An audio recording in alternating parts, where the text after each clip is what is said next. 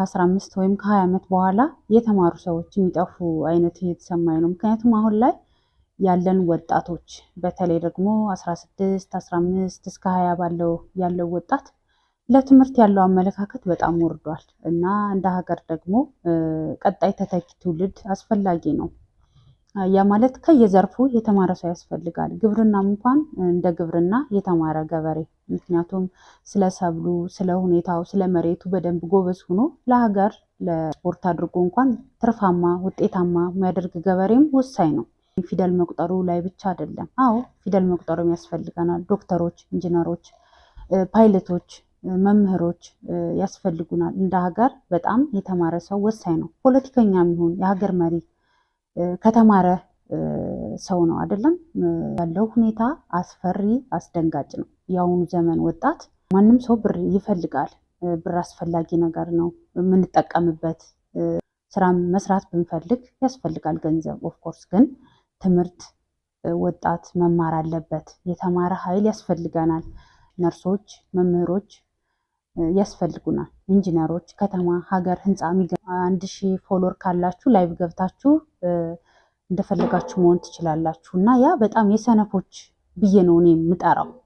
ምክንያቱም ወዲያው አጭር ቪዲዮ ወዲያው ሰርታችሁ ወዲያው ቫይራል ከወጣ ተቀባይነት ታገኛላችሁ። በዛው ልክም ደግሞ የሚለፉ የሚሰሩ ልጆችም ብዙ ትኩረት አይሰጣቸውም እና መዘመኑ ቀደመና እኛ ወደኋላ ቀርተን ባለመማራችን ምናምን የመጣ ነገር ይመስለኛል።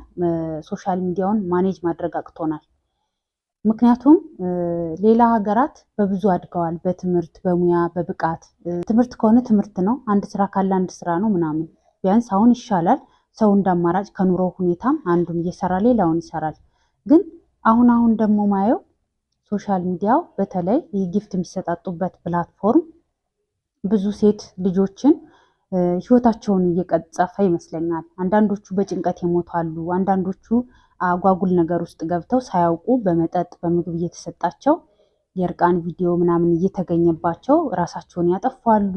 ተደብቀውም የቀሩ አሉ። በዛ ታስረውም ብር አምጡ እየተባሉ ብዙ ነገራቸውን ወጣትነታቸውን ነገራቸውን መስዋዕት ያደረጉ ልጆች አሉ።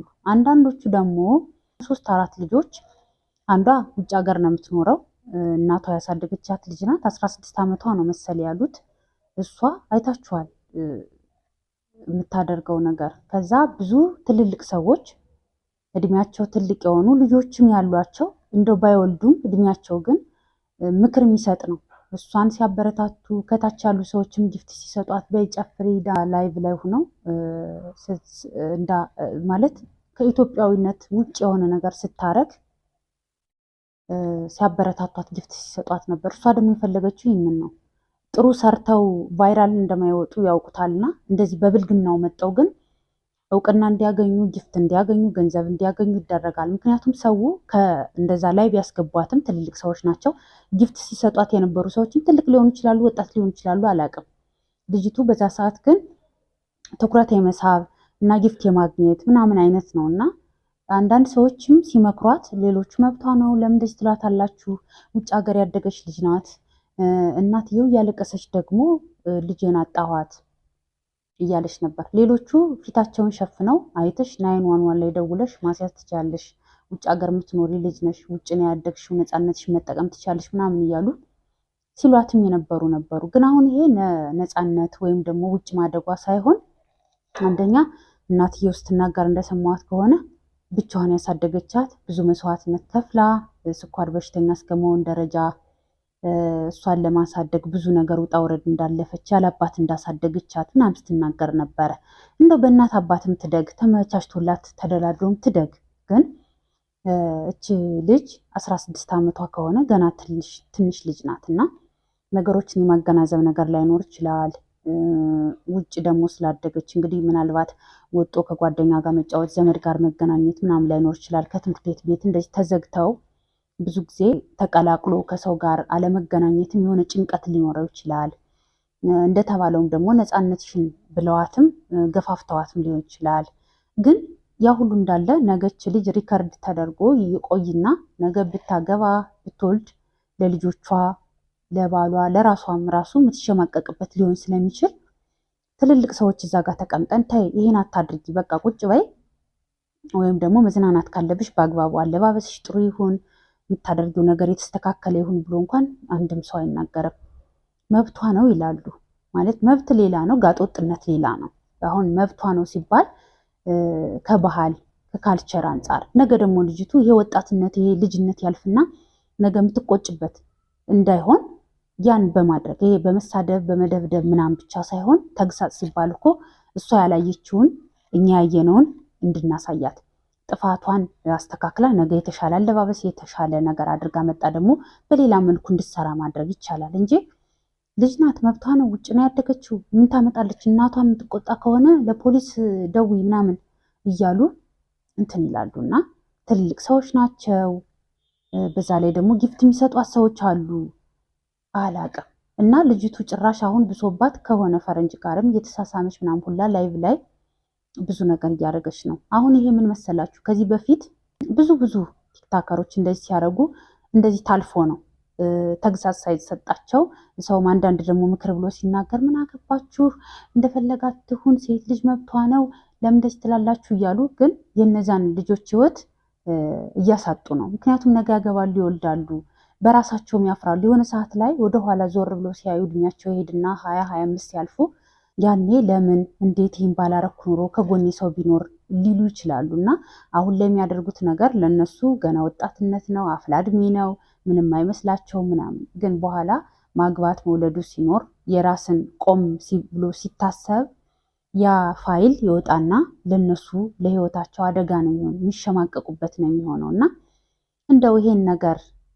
ከዚህ በፊትም የሆነች ልጅ እንደዚህ እናቷን እዛ ውጭ ያደገች በአባቷ ፈረንጅ በእናቷ ሀበሻ የሆነች እንደዚህ እናቷ ተያለቻት ሌላ ግንኙነት ውስጥ ገብታ እንዲሁ ተናዳ እናቷ አለፈች ሲባሉ ሰምተናል አይደል? እናቷን አጣች በሞት አሁን ጸጸት ላይ ልትሆን ትችላለች ምናምን አላቅም። ግንኙነቱ ይቀጥል አይቀጥል ሳይሆን ግን እናት እንደ እናት ብዙ መስዋዕት ከፍላ ያሳደገች እናት ናት። የምትጠብቀው ነገር አለ። ተምራ ተመርቃ ጥሩ ስራ ይዛ አግብታ ወልዳ ተምራችሁ ተመርቃችሁ አግብታችሁ ወልዳችሁ ወግ ማድረግ በቃ የሀበሻ ልኩ እንጂ እናት የሆነች ሁሉ የምትመኘው ምኞት አለ። ትምህርታችሁን ተምራችሁ ይሄ ጥሩ ነገር እንዲገጥማችሁ ምናምን እናቶች ሁሌም ልክ ናቸው። እነሱ በመጠበቅ ነው ካሳለፉት ነገር አንጻር በዛ ላይ መስዋዕት ከፍለው ነው ያሳደጉት። አንዳንዱ ሳይማር ያስተማረ እሱ ሳያድግ ያሳደገ፣ አንዳንዱ ደግሞ አብሮ እያደገ አብሮ እየተማረ አብሮ እየሰራ ያሳደገ ልጁን እንደ ቀልድ ሶሻል ሚዲያ ላይ አጉል ነገር ስታረግ ስታዩ የሚሰማችሁ ስሜት አለ እና የዚች ልጅ እናትም ስትል የሰማዋት ነገር በጣም አስከፊና አሳዛኝ ነው። እና ሁላችንም ኃላፊነት መወጣት ስላለብን ሶሻል ሚዲያ ላይ ያለን ሰዎች እንዲህ አይነት ልጆች ሲመጡ ትምህርታቸው ላይ ትኩረት እንዲያደርጉ ወደ ሶሻል ሚዲያም ሲመጡ ደግሞ ማድረግ ያለባቸው እንዲያደርጉ በየላይቡ ሲገቡም ጥሩ ነገር ላይ እንዲሰሩ መዝናናትም መስራትም ከፈለጉ ደግሞ ሁኔታዎችን አስተካክለው እንዲሆን ብናደርግ ማለት እንደውች ልጅ ነገር ራሷ እንዳታጠፋ። ምክንያቱም ብዙዎች እንደዚህ እንደ ቀልድ ሶሻል ሚዲያ መጣው ራሳቸውን ያጧሉ፣ ቤተሰቦቻቸውን ያጧሉ፣ ፋይል ተይዞባቸው የሚሰቃዩ አሉ። እና ይሄን ነገር በመምከር በማስተማር ይሄ ስድብ፣ ሃይማኖት፣ ብሔር እየወሰዱ መለጠፍ ሳይሆን ያቺ ልጅ ጋር ያለውን ችግር ሌላዋ ላይም እንዳይገጥም ቀጣይ የሚመጡ ልጆች አላስፈላጊ እንደሆነ እንዲያውቁት በማስተማር በመመካከር ልጆች እንዳይጎዱ ለራሳቸው ህይወትም ሲሉ ጣለው እንዳይሆን አንዱ የአንዱ ህይወትን እንዳያጣ በመማማር በመመካከር ማስተካከል ይቻላል ብዬ አስባለሁ። ካልሆነ ግን በእንደዚህ ሁኔታው ዝም ብለን ሁላችንም በኬርለስነት በቸልተኝነት እንደሚቀጥል ከሆነ የእውነት በጣም ብዙ ሰው ህይወቱንም ራሱንም ያጣ ያለ ነው የሚመስለኝ። ምክንያቱም እችን ልጅ አልኩን እንጂ አሁን እኔ በጣም ሌላ ልጅም እንደዚህ አጉል ፎቶ ሽጬ አይፎን 17 ገዛው ምናምን እያለች እዚህ ኢትዮጵያ የምትኖር ደግሞ አየሁ 21 ዓመቷ ነው ምናምን ተባለና በጣም አስከፊ። በተለይ ወጣት ሴቶች ትንንሽ ልጆች ከ15 እስከ 20 ያሉ ልጆች ብዙ ህይወታቸው እየተበላሸ በሱስ በአጓጉል ነገር በቁሳቁስ እየተታለሉ ብዙ ነገር እየሆኑ ነውና እንደው ይሄ ነገር ሁላችንም ኃላፊነት ወስደን ብንሰራበት እውነት እኔ ሳያቸው በጣም ነው ማዝነው። ነገ ወዲያ ህይወታቸው ላይ የሚፈጥረውን ትልቅ ዳሜጅ ሳስብ አዝናለሁ። ሁላችንም ትኩረት ልናደርግበት ይገባል ብዬ ስላሰብኩ ነው። ሀሳብ አስተያየታችሁን ኮሜንት ላይ ያስቀምጡልኝ።